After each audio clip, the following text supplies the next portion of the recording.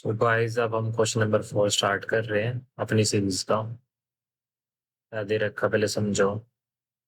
Table से कुछ समझ में आ रहा है, आईडी रिटर्न करनी है। ये 4 और 7 कहाँ से लग रहा है तुम्हें? ये देखो, इसमें तो कोई 4 7 है ही नहीं। इसमें है 4 7 और 3।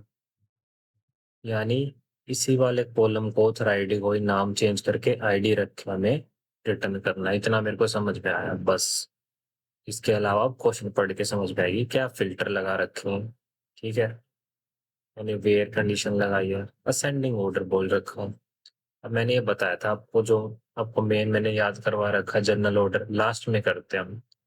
और असेंडिंग ऑर्डर है तो ऑर्डर बाय कॉलम का नेम लिख देते हैं और एएससी लिख देते हैं, या एएससी नहीं भी लिखते हैं। अगर सिर्फ एक कॉलम के बेसिस पे अगर हमें असेंडिंग ऑर्डर करना होता है तो एएससी ना भी लिखे तो भी चल जाता है। चलो स्टार्ट करते हैं। क्या है? Write a solution to find all the authors. सारे ऑथर्स। ठीक है, एक सॉल्यूशन लिखना है जिसमें ऑथर्स है। ऑथर आईडी है, यानी ये ऑथर है। 3 नंबर का ऑथर है, 7 नंबर का ऑथर है, 4 नंबर का ऑथर है। ठीक है। Authors that viewed at least one of their own article. ये ऑथर ही आर्टिकल। ठीक है, ये आर्टिकल है, ये और व्यू है। अब क्या है? ये कह रहे हैं author that viewed at least one of their own article. खुद का आर्टिकल देखिए। ऑथर आईडी है, व्यू ये आईडी, यानी ये अलग देखा इसने, थर्ड वाले ने अलग देखा।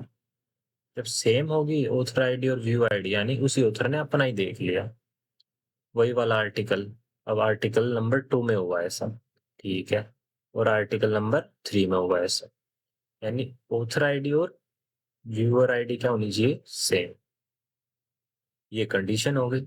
और रिटर्न क्या करनी थी? मैंने शुरू में पता लग गया था मेरे को। ऑथर आईडी को ही आईडी बोल देंगे। सो खत्म, स्टेटमेंट हो दीजिए। तो इसे लिखो सिलेक्ट। ठीक है, ऑथर आईडी। यह मैंने क्वेश्चन को कैसे सोचा, मेरे दिमाग में पहले यहीं से मैंने टेबल से कुछ सोचा, फिर क्वेश्चन से सोचा। ये सोचने की तुम्हें ना प्रैक्टिस हैबिट बनानी है बस, फिर तुम सारे क्वेश्चन कर पाओगे। ठीक है। ऑथर आईडी एज, नाम क्या रखना है इसका? आईडी। एलियास करके इसका नाम चेंज कर दिया मैंने। ठीक है, नाम क्या रख दिया इसका? आईडी। अब है फ्रॉम। टेबल का नाम व्यूज, बड़ा अच्छा नाम है, views. Next, from views where, where लगा देंगे। और हम एक चीज नोट करी तुमने, इसमें ना ग्रुप बाय भी करेंगे। ठीक है, क्या करेंगे? ग्रुप बाय, क्योंकि रिपीटेशन हो रही है। क्या हो रही है? रिपीटेशन। ठीक है, पहले वेयर लिख देते हैं।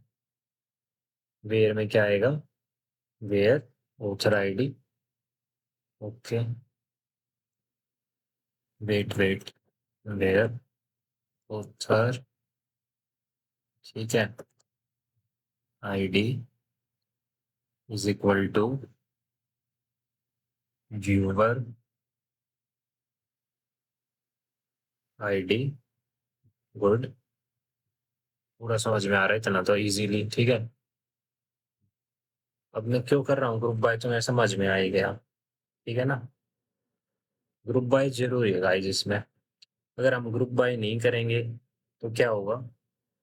ये रिपीटिशन हो रखी है ना, इससे इशू बना है। 4 4 2 बार हो रखा है, तो सीक्वेंस सा चेंज हो जाएगा। इसमें जरूरी है। 3 है उत्तर, उनको उनका बना लेते हैं, जैसे हमने अपने नोट्स में देखा था। 2 बार समोसे अरे जहाँ रिपीटेशन होती है वहां ग्रुप बाय यूज करना ही पड़ता है। Group by. ठीक है, मैंने लिख दिया शॉर्ट में, इससे कोई इशू नहीं है। ठीक है, पर फिर मैं कैपिटल में लिख दूं और तुम कहोगे तो शॉर्ट में लिख के भी छोड़ दूंगा, ऐसा कोई वो नहीं है। Group by. ठीक है, ग्रुप बाय किससे करना है? Author ID. ठीक है, ग्रुप बाय आईडी लिख दो अब।